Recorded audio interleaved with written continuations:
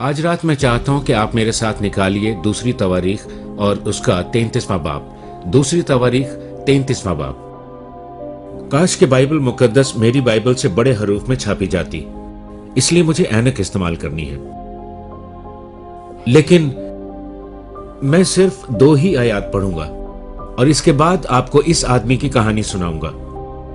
मुनस्सी 12 बरस का था जब वो सल्तनत करने लगा और उसने यरूशलेम में 55 बरस सल्तनत की, और उसने उन कौमों के नफरत अंगेज कामों के मुताबिक जिनको खुदावंद ने बनी इसराइल के आगे से दफा किया था, वही किया जो खुदावंद की नजर में बुरा था, क्योंकि उसने उन ऊंचे मुकामों को जिनको इसके बाप हिजकिय्याह ने ढाया था फिर बनाया और बाईम के लिए मजबे बनाए और यसीरतें तैयार की और सारे आसमानी लश्कर को सजदा किया और उनकी परस्तिश की। और फिर वो उन गुनाहों की एक फहरिस्त बताता है जो उसने किए। अगर आप दूसरा सलातीन 21 बाब पढ़ें तो आपको तफसील से उन गुनाहों की फहरिस्त मिलेगी जो उस आदमी ने किए। अगर आप दुनिया के तमाम लोगों का तारीखी जायजा लें और उनमें से बदतरीन शख्स की निशानदही करना चाहें तो मैं कहूंगा कि मुनस्सी यहूदा का बादशाह उन तमाम लोगों में से बदतरीन शख्स गुजरा है। और इस बात ने आज मेरे दिल में यह ख्याल डाला कि क्या खुदा उसे उन तमाम गुनाहों के लिए माफ कर सकता है। अगर अपनी सदी के लोगों की बात करें, मिसाल के तौर पर हिटलर, मैंने गुजरी रात टीवी पर एक फिल्म का आखिरी हिस्सा देखा जिसमें उन तमाम कैंपों में से एक को दिखाया गया था जिनको हिटलर ने यहूदियों को कत्ल करने के लिए इस्तेमाल किया। ये कितनी खौफनाक बात है। हम तकरीबन वो तमाम कैंपों में गए जो आसोच, डबलिन और दीगर शहरों में हैं, और हम उसको देखकर खौफजदा और दहशतजदा थे, जो यादगार के तौर पर दिखाने के लिए बचा कर रखा था। ये इस बात का सबूत है कि आदमी का दिल कितना घनौना और सफाक है, बर्बरियत से भरा हुआ। फिर मैं स्टालिन के मुतालिक सोचता हूँ, वो तमाम काम जो उसके दौर में हुए, मौजूदा दौर में मसीहों पर होने वाली चंद सबसे बड़ी इज़ा रसानियां स्टालिन के दौर में हुई। ऐसे तमाम लोग जो हमारी सदी में गुजरे हैं वो धोखेबाज, जालिम और दैरिये थे। ऐसे लोगों के बारे में हम रोज अखबारात में पढ़ते हैं। लोगों को कत्ल कर रहे हैं, 2, 4 या 10 लोगों को ज़बह कर दिया जाता है। मैंने एक और वाक़े के मुतालिक पढ़ा कि उन्होंने एक इलाके को फतह किया और सारे कस्बे को ज़बह कर दिया, कस्बे में मौजूद हर एक शख्स को कत्ल कर दिया। ये दूसरी जंग अजीम या वियतनाम में नहीं बल्कि चंद दिन पहले की बात है। ये आज हो रहा है। इंसान के दिल की सफा की बर्बरियत क्या खुदा माफ कर सकता है? बहुत से लोगों ने फिल्म गांधी देखी और उसके बारे में सुनते और पढ़ते भी रहे हैं, और हम गांधी की जिंदगी के मुतालिक कुछ सीखते भी रहे हैं। और फिर उसकी जिद्दोजहद और पुरअमन तहरीक ने उस वक्त दुनिया की सबसे ताकतवर हुकूमत को शिकस्त दे दी, अपनी सलाहियत से और अपनी मुआफी की रूह से। वो अपने दुश्मनों को माफ करने में हसास था, क्योंकि साउथ अफ्रीका में उसके साथ बहुत भयानक सलूक किया गया, क्योंकि उसकी जिल्द की रंगत फर्क थी और उन्होंने उससे चर्च जाने से भी रोक दिया, क्योंकि हकीकत में गांधी यीशु को जानना चाहता था। वो यीशु को कबूल करने के करीब था, लेकिन फिर पीछे हट गया, और ये नाम निहाद मसीहियों के बर्ताव से हुआ। उसके अंदर मुआफी का जज्बा था उनके लिए जिन्होंने उसे रंजीदा किया। मुनस्सी हिजकिय्याह का बेटा था। हिजकिय्याह वो आदमी था जिसने अपने मुल्क के लिए बहुत कुछ किया। हिजकिय्याह अच्छा आदमी था, वो खुदा परस्त था और खुदा के साथ चलता था। लेकिन एक दिन उसने अलमनाक गलती की। खुदा ने उससे कहा कि हिजकिय्याह, तू अपने घर का निजाम दुरुस्त कर ले, क्योंकि तू जिंदा नहीं रहेगा बल्कि मर जाएगा। और हिजकिय्याह खुदा के सामने गिड़गड़ाया, मातम किया और खुदा से जिंदगी के चंद और साल मांगे। बिलाखिर खुदा मान गया और उसे मजीद 15 साल दिए, और मौत के बारे कहेगी खुदा की बात को उसने कबूल ना किया, और उसने अपने घर का निजाम दुरुस्त न किया। और फिर 3 साल के बाद उसके घर में बच्चा पैदा हुआ और उसका नाम मुनस्सी रखा गया। और हम देखते हैं कि अपनी जिंदगी के आखिरी 15 सालों में हिजकिय्याह बाबलियों और हित्तियों की पैरवी करता रहा, जिन्होंने उसके राज मालूम किए और यरूशलेम पहुंचकर उसका तख्ता पलट दिया। बाइबल के मुताबिक कुछ लोगों की उम्रें लंबी होती हैं, लेकिन यही लंबी उम्रें उनकी सारी अच्छाई को मिटाने का बायस बनती हैं। जब वक्त आता है और ऊपर से बुलावा आता है तो खुदावंद की मर्जी को कबूल कीजिए। लेकिन ये तो बहुत मुश्किल है, क्योंकि हम सब जिंदा रहना चाहते हैं। बाइबल कहती है कि पैदाइश का और मरने का एक वक्त है। मुनस्सी 12 बरस का था जब वो बादशाह बन गया और अपने बाप के तमाम अच्छे कामों को बर्बाद करने को तैयार हो गया। और मैं तो ये कहूंगा कि वो तारीख का सबसे बद किरदार शख्स था। वो एक बुत परस्त था जिसे खुदा से ज्यादा तरजीह दी जाती थी। शरीयत के मुताबिक उन दिनों संसार का हुक्म था उन लोगों के लिए जो बुत परस्त थे, और खुदा इस गुनाह से बाकी तमाम गुनाहों की निस्बत ज्यादा नफरत करता है। और ये पहला हुक्म है कि मेरे सिवा किसी और को खुदा ना मानना। आजकल के खुदा जैसे सुरूर, जिनसी ख्वाहिशात और शराब, अय्याशी, जबकि बहुत से लोग भूखे हैं, वो सारी चीजें जिनके बारे में हम किसी भी और चीज से ज्यादा सोचते हैं हमारा खुदा बन जाती हैं। शायद कोने में पड़े किसी डब्बे को आप पूज रहे हैं, यानी टीवी। हिर्स करना बुत परस्ती है। बाइबल मुकद्दस बताती है कि एथेने इन दिनों बुत परस्तों के लिए मुकद्दस शहर था, और पौलुस करंथियों और यूनानियों को बुत परस्ती से मना करता है।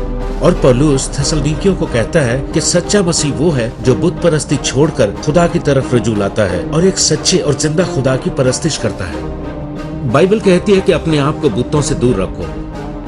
बहुत से बुत हैं जो आज आपके और खुदा के बीच हायल हैं। वो न सिर्फ बुत परस्ती का मुजरिम था बल्कि बद किरदार भी था। उसने इस्तारात, बालीम और दीगर बहुत सारे देवताओं के लिए मज़बे बनाए जो न सिर्फ हकीर थे बल्कि फाहिश भांड थे। काहिन अपने आप को काटते और अपने आप को पीटते थे और फिर मंदिर की दासियों के साथ बदकारी किया करते थे। बस ये मजहब बजाय इसके कि सच्चे और जिंदा खुदा के साथ चलते, जिस तरह उसके बाप हिजकिय्याह ने किया, बुरा और घटिया बन गया, फाहिश बन गया। और यही जिन्स परस्ती और तशद्दुद हम आजकल फिल्मों में देखते हैं।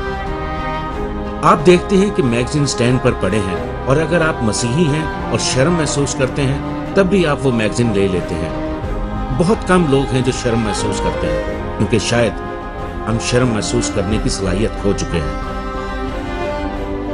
हम इन चीजों के आदी हो चुके हैं और अपने इर्द गिर्द मौजूद दुनिया का एक हिस्सा बन चुके हैं। बाइबल मुकद्दस कहती है कि मसीह की खातिर अलग नजर आओ। आजकल यहाँ वो शैतानी काम हो रहे हैं जिसका तसव्वुर भी नहीं किया जा सकता था। बाइबल मुकद्दस एक शैतानी और बुत परस्त नस्ल की बात करती है। पतरस एक गैर ईमानदार नस्ल की बात करता है, और उस वक्त यहूदा के लोग ऐसे ही बन चुके थे। मुनस्सी मजहबी भी था। जिस तरह हम अमेरिका में हैं, हमारा मुल्क बहुत मजहबी है। रूस भी एक बहुत मजहबी मुल्क है। उनके पास मजहब है, बुद्ध मत, हिंदू मत, इस्लाम, मसीहियत। अमेरिका में ये सब कुछ है। उसके पास मजहब था। बाइबल कहती है शैतान भी ईमान रखते हैं। क्या आप जानते हैं कि शैतान बहुत मजहबी है? निकोदेमुस जो यीशु के पास आया था बहुत मजहबी था। उसने सारी शरीयत की पैरवी की, तमाम अहकाम को पूरा किया। वो हैकल में दै यकी भी देता था। वो अपने पूरे दिल से ईमान रखता था। लेकिन यीशु ने कहा यह काफी नहीं है, तुम्हें नए सिरे से पैदा होना है। यहूदा मजहबी था। दूसरे शागिर्द कभी यह सोच भी नहीं सकते थे कि वो एक गद्दार निकलेगा। वो एक खजांची था और वो दिन रात उनके साथ रहता था, सफर में, सीखने में, मुतालिया करने में, मसीह को देखने में, बदरूहें निकालने में, मसीह की मदद करने में। लेकिन अपने दिल से वो हमेशा एक चोरी था। याकूब कहता है ऐसा शख्स जो बज़ाहिर तो मजहबी है पर अपने दिल को फरेब देता है, ऐसे आदमी का मजहब बेसूद है।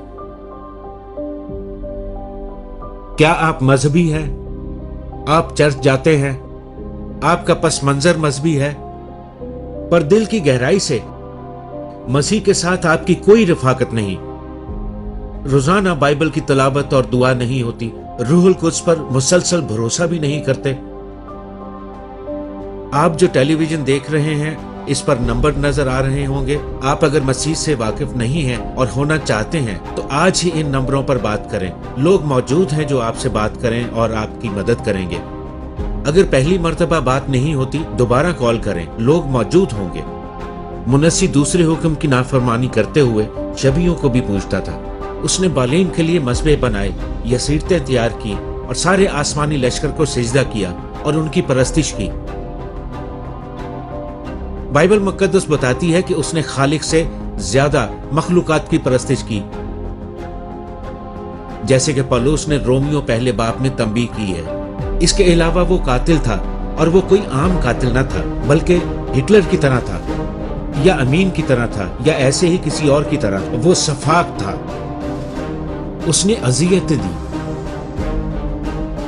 جیسے ابتدائی مسیحوں پر رومیو نے کیے۔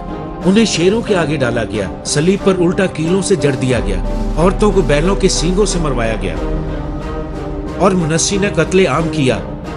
اتنا کیا کہ یروشلم کی گلیوں میں ایک سرے سے دوسرے سرے تک انسانی خون کی ندیاں بہنے لگی۔ اس نے یسایہ نبی کو آری سے چروا ڈالا۔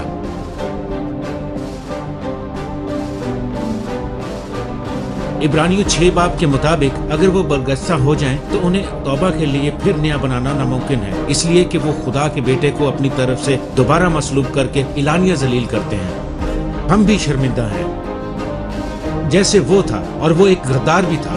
اس نے ہر چیز سے جو اس کے باپ کی تھی بے وفائی کی۔ یہودا نے بوسے کے ذریعے بے وفائی کی۔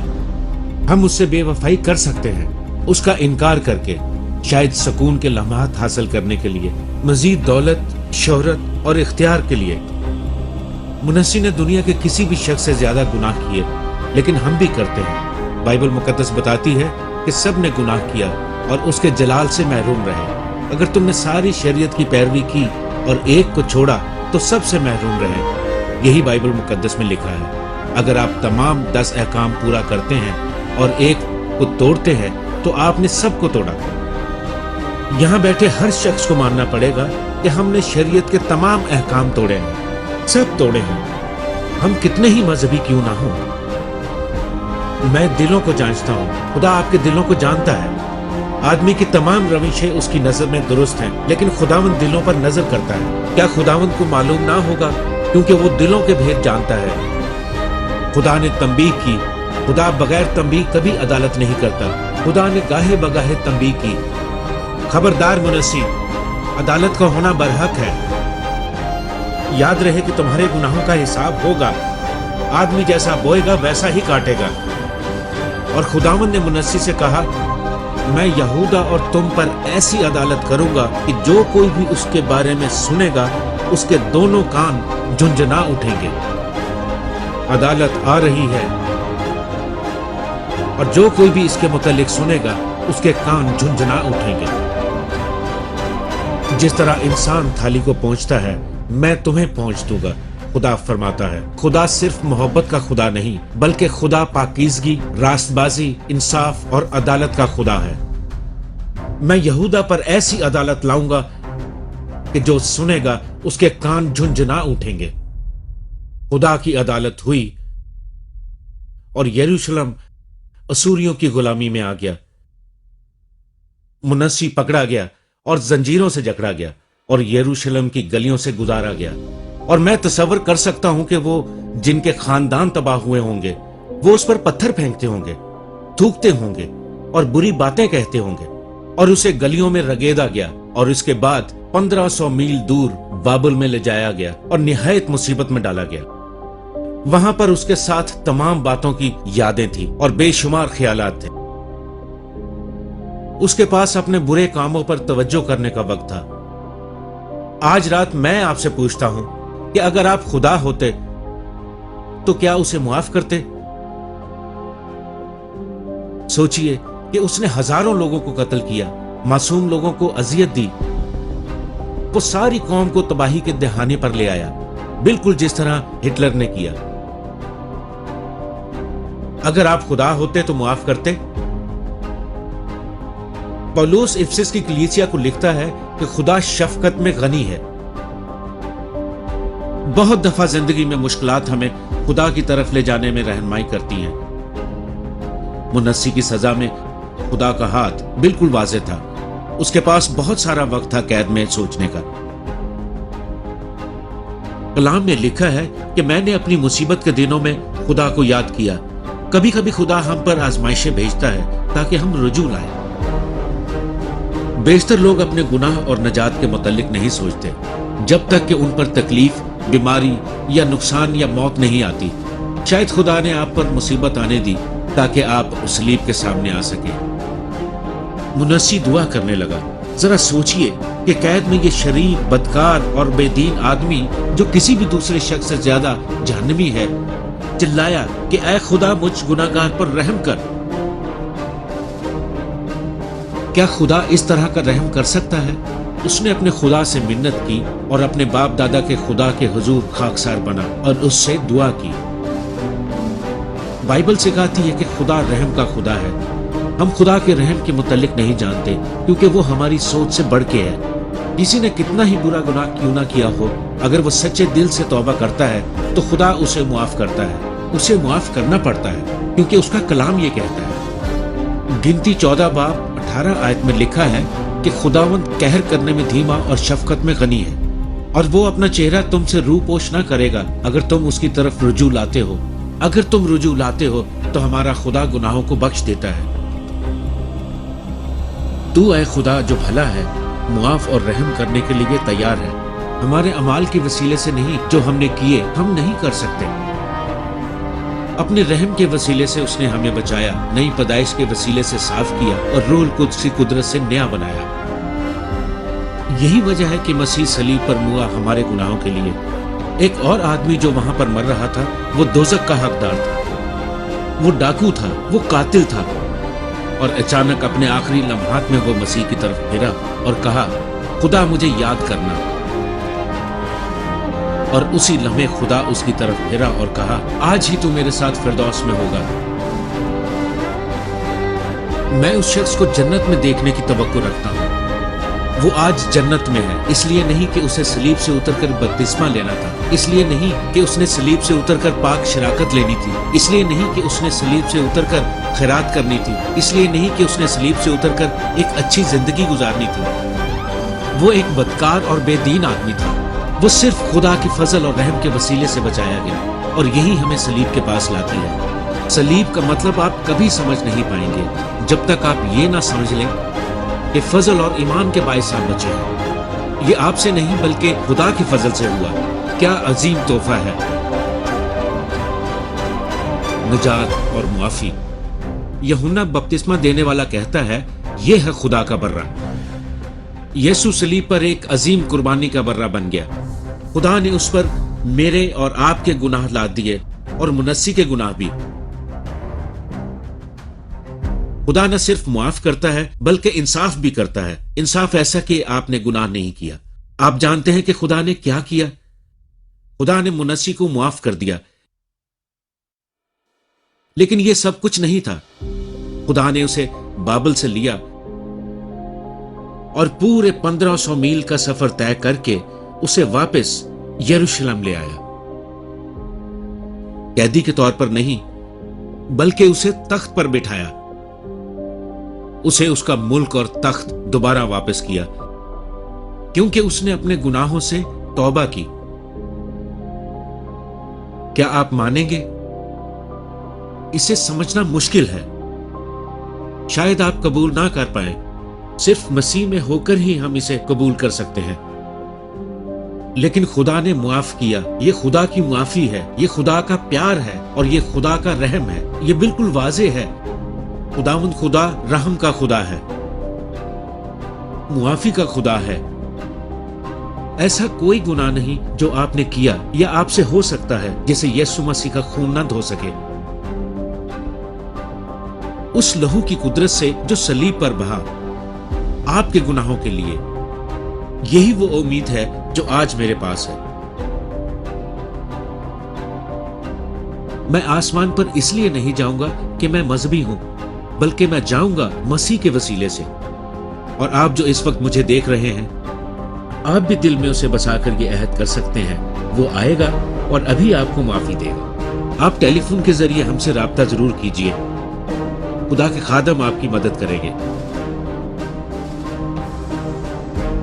اب خدا کی معافی کے نتائج کیا تھے اور اس کی بحالی کے کیا نتائج تھے؟ منسی نے جو بات کہی تھی تبدیلی کے بارے میں، اس کی معاشی خوشحالی کو بحال کر دیا گیا، اس کے تمام گناہ معاف ہوئے۔ کلام مقدس کہتا ہے زبور 103 میں، اس نے تمہارے سارے گناہ معاف کیے۔ اس کا دل نیا بن گیا اور اس کی زندگی تبدیل ہو گئی۔ وہ جانتا تھا کہ اس کا خدا سچا خدا ہے۔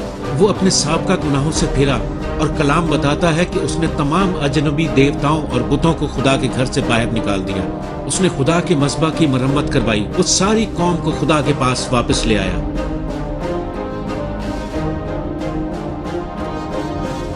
مسیح آپ کی زندگی کو خوبصورت بنا سکتا ہے۔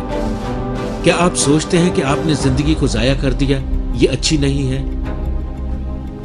اور اس میں کچھ بھی قابل ستائش نہیں اور سب کچھ غلط ملت ہے اور غیر یقینی ہے۔ آپ اپنی ذات کے بارے میں اچھا نہیں سوچتے اور آپ کا ایمان اور مذہب سے لگاؤ اتنا مضبوط نہیں ہے۔ آپ کا دل اور ضمیر پشیمانی اور تکلیف سے بھرا ہوا ہے۔ وہ آپ کی زندگی کو خوبصورت اور جیسے آپ کو ہونا چاہیے بنا سکتا ہے اگر آپ اپنا ایمان اور اعتقاد اس پر رکھتے ہیں۔ ایک لڑکا جو اپنی ماں کا نافرمان تھا، ایک دن ایک بلیک بورڈ پر لکھا، ماں اگر تو مجھے معاف کرے تو اسے مٹا دے۔ وہ واپس آیا تو سب مٹا ہوا تھا اور خدا نے کہا کہ میں نے تمہاری خطائیں دھو ڈالی۔ ذرا ایک فہرست بنائیے کہ وہ تمام گناہ جو بلی گراہم نے اب تک کیے، تمام برے خیال جو میں نے اب تک سوچے، وہ تمام باتیں جن کے متعلق کچھ جانتے ہیں اور کچھ نہیں جانتے، ایسے کام جو میری بیوی بھی نہیں جانتی، ان کے متعلق سوچئے۔ کسی نے میری بیوی سے پوچھا کیا کبھی طلاق کے بارے میں سوچا؟ اس نے کہا نہیں، لیکن قتل کرنے کے بارے میں سوچا ہے۔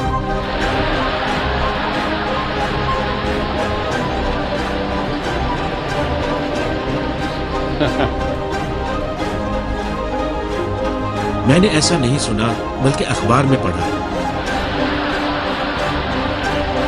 کیونکہ میں جو پڑھتا ہوں اسے مان لیتا ہوں۔ اور اب میں تھوڑی دیر کے لیے رکنا چاہوں گا اور یہ بتانا چاہوں گا، میں اس تمام قابل ستائش کوریج کے لیے اس علاقے کے تمام اخبارات کا شکر گزار ہوں۔ ہمارے کام کی تاریخ میں یہ ایک بے مثال کوریج ہے۔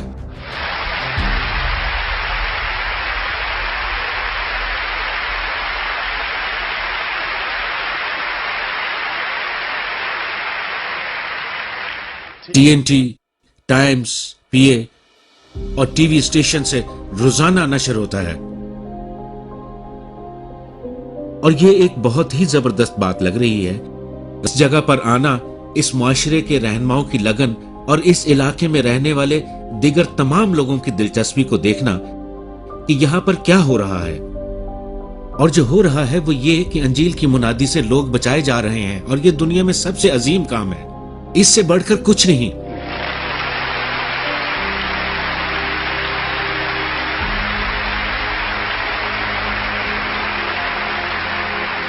یہ کسی بھی عالمی کھیل سے زیادہ اہم ہے، اور میرے لیے ایک دلچسپ بات یہ ہے کہ سب سے زیادہ لوگ اتوار کو چرچ میں اور ہفتے کے روز عبادت خانوں میں جمع ہوتے ہیں، اور یہ امریکہ میں پورے سال میں ہونے والے تمام کھیلوں کے اجتماعات کی مشترکہ تعداد سے بھی زیادہ ہے۔ کیا ہی اچھی بات ہو کہ ہمارے تمام ذرائع ابلاغ ہمیں بھی ایسی ترجیح دیں۔ انہوں نے ٹی وی پر مجھ سے مذہب سے متعلق پوچھا کہ آپ نہیں سمجھتے کہ یہ بہت زیادہ ہے؟ ہمیں اور چاہیے۔ ابلاغ کے ذریعے انجیل کی بشارت کے لیے ہمیں اور لوگ چاہیے۔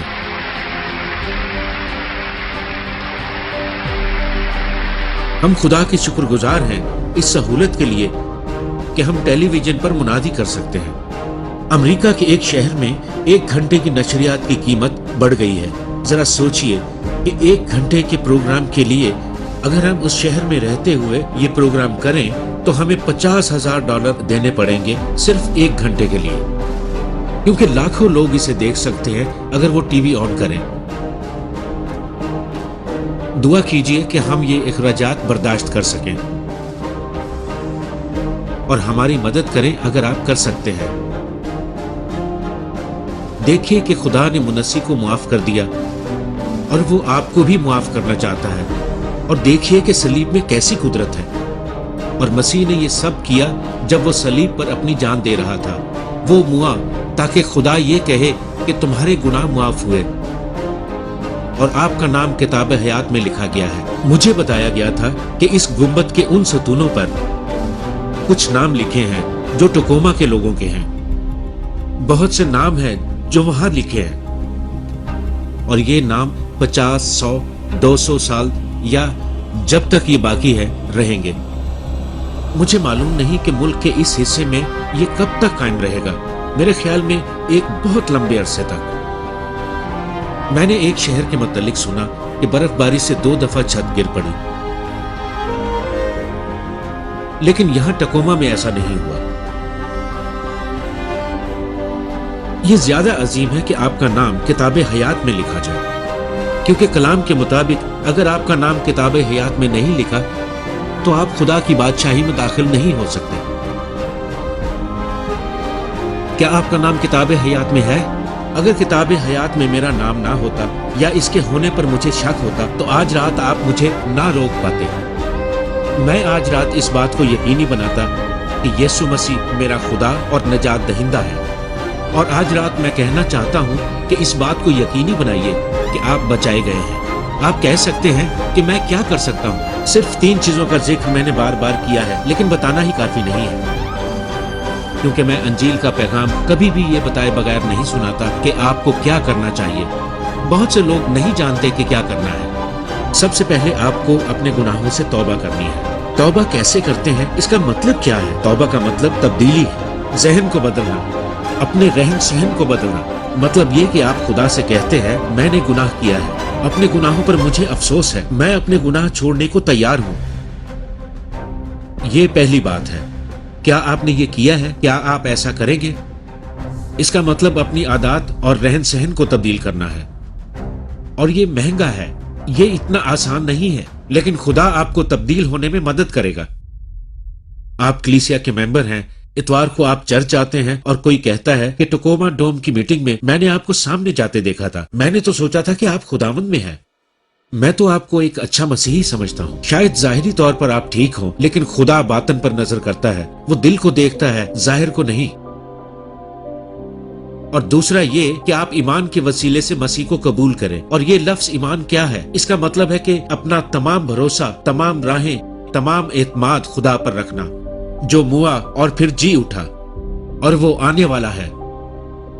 और तीसरी बात कि आप उसकी फर्मा बरदारी करें और पीछे चलें। इसका मतलब है कि आप बाइबल पढ़ना, दुआ करना, गवाही देना, चर्च में जाना और मसीह की पैरवी करना, मसीह की फर्मा बरदारी करना, हमसायों से प्यार करना, घर में तब्दील रवैया इख्तियार करना शुरू करते हैं। इसका मतलब है कि अपनी बीवी या शोहर या बच्चों या वालिदैन को मुआफ करना। इसका मतलब है कि नए ताल्लुकात अस्तवार करना। ये मसीही होना है। ये सिर्फ मसीही बनना नहीं है, बल्कि मसीही होना है। यही जरूरी है। खुदा चाहता है कि आप मसीही बने, हर वक्त, हर रोज, हर किस्म के हालात में। ये मसीह की पैरवी करना है, हर लम्हे में। क्या आज आप वही अहद करेंगे? दरअसल हकीकत में मसीह का पैरोकार बनना एक अहद है। आप कहते हैं मैं अहद करता हूं, बिल्कुल शादी की तरह, कि मैं अपने आप को सिर्फ और सिर्फ आपके सपोर्ट करता हूं, जिंदगी भर के लिए। आप मसीह से कहते हैं हमेशा के लिए। अगर आज आपको अपने और खुदा के रिश्ते पर शक है तो अभी आइए और ठीक कर लें। आप उठिए और सामने आइए, और जब आप सब आ जाएंगे तो मैं दुआ करूंगा और फिर आपसे कुछ कहूंगा और कुछ पढ़ने को दूंगा, और फिर आप वापस जा सकते हैं। बिल्कुल सादा और खूबसूरत, जो आपको इत्मीनान देगा, क्योंकि मुमकिन है जीते जी आपको ऐसा लम्हा फिर न मिले। बाइबल मुकद्दस हमें सिखाती है कि जो अपने दिलों को सख्त करते हैं वो एक दिन रद्द किए जाएंगे। आज रात आपको मौका है। आप आइए مرد، خواتین، نوجوان، ہر طرف سے جلدی آئیے، ہم خداوند کے حضور جھکیں گے، ابھی آئیے۔ تیری